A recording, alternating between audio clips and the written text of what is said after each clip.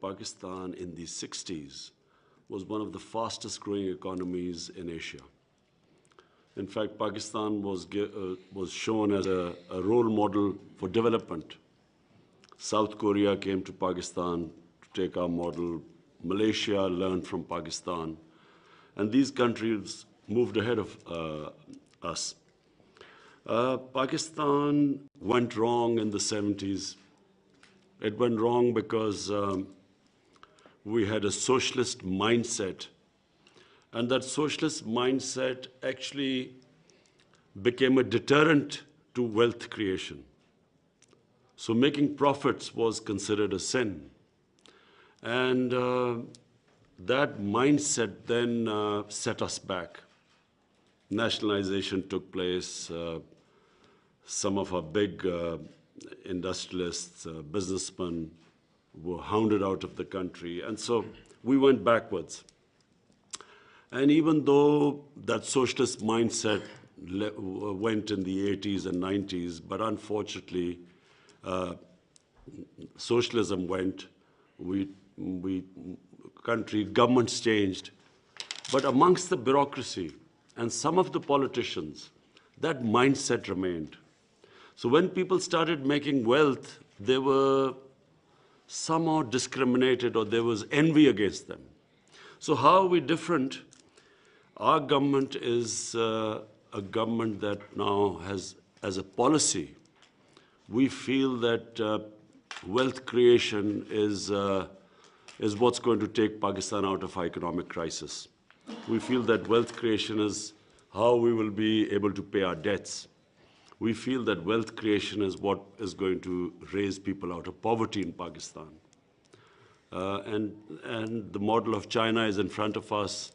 China is a country which has done something which no nation in the history of mankind has ever done, that they have taken 700 million people out of poverty in 30 years. No one has ever done that.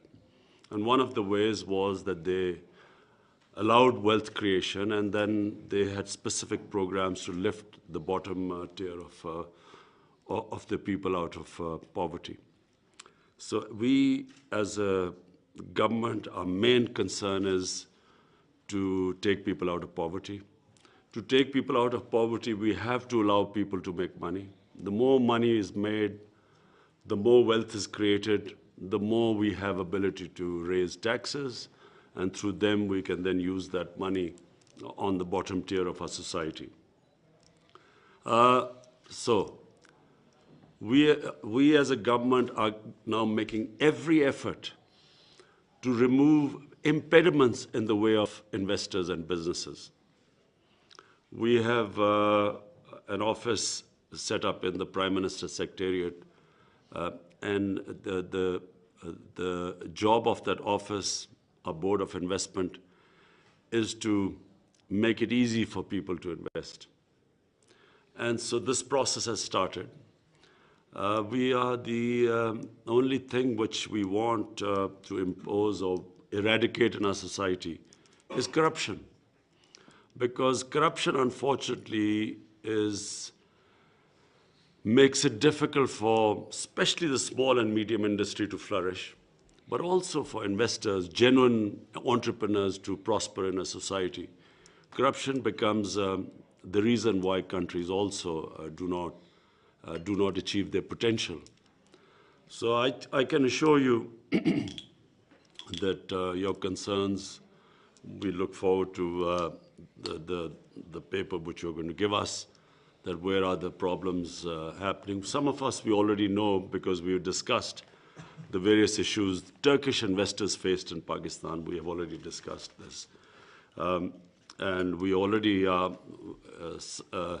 reason is erratic policy making, unpredictable policies, decisions changed midway through, and so no investor likes this unpredictability, and then you set out to invest something given a certain set of policies, and then midway through the policies are changed. We realize that that's what's been happening.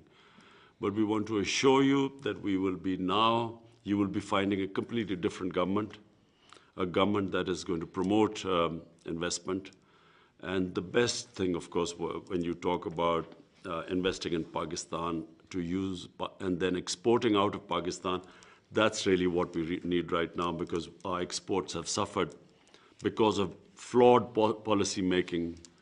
We have stagnant exports. So we are going to actively promote exports. Most of all, protect our investors. We want to give employment to a young population.